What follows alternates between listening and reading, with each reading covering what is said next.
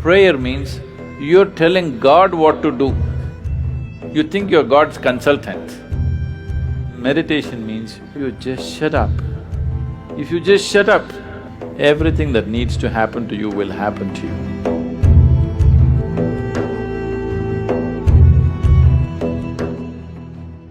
So touching that dimension which is beyond the physical means you want to touch that dimension which is the basis of the physical. When you say that which is the basis of the physical, what you're talking is that you're not interested in creation, but you're interested in the source of creation. There, if you go and stand in front of the Creator, at least there you must keep your ideas down, isn't it? Your ideas must be kept down for some time when the Creator is here, isn't it so? Isn't he the biggest idea? It's like, there was a man in Pennsylvania, where are you from? Ah. It rains, it doesn't flood there. That's why we put Seattle on the coast.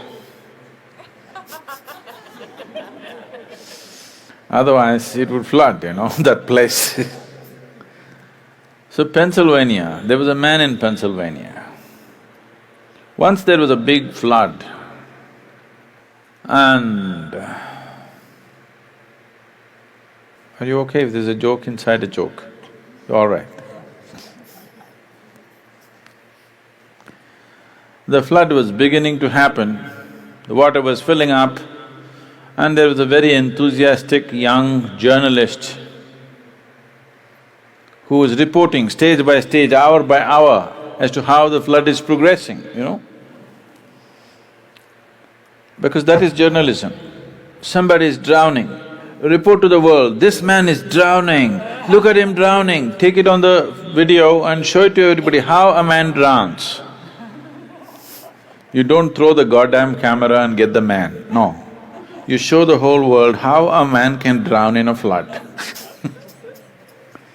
So, these are not the days of video cameras, only, Morse code is how the report is being filed. So he filed a report very eloquently, he said, as God sits and watches, the water is filling up in this part of Pennsylvania and houses are going down and this and that, and described it in very eloquent terms. Then he immediately got a response from his editor, leave the flood, interview God. God is sitting and watching, he thought he's somewhere here and forget about the flood, interview God. They didn't get to interview him, it continued. Many homes drowned, many people died, but one man survived. This man who survived went to New York City and shared among people how he survived a Pennsylvania flood where so many people died. People gathered. Then he went to Boston and talked about how he survived a Pennsylvania flood, and more people gathered. Then he came to Seattle and he shared, more people gathered. Then he started his roadshow, city to city, talking and talking about how he survived a Pennsylvania flood. He became a famous speaker in America, and then naturally, every American has to write a book within their lifespan.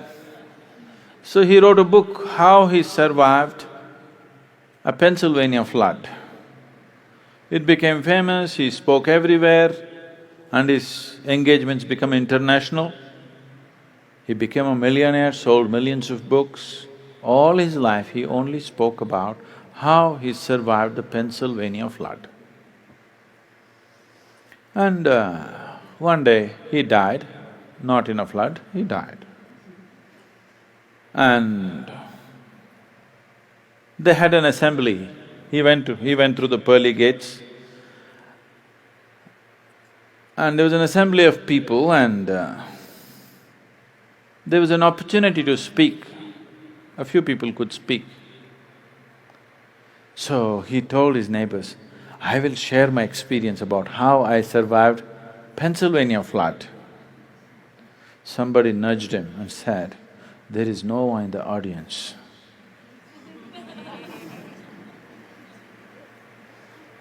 Okay? So, now you don't go stand in front of that which is the basis of creation and throw your ideas at him. You are his idea. Yes? You are just a figment of his idea.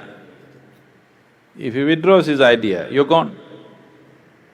So you don't put your ideas. So this is the essence of meditativeness. Prayer means you're telling God what to do. You think you're God's consultant. Meditation means you have understood your limitations, now you just shut up.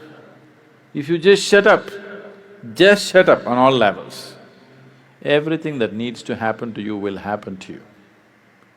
All the training is just to help them to shut up. That you don't throw your silly ideas at the Creator.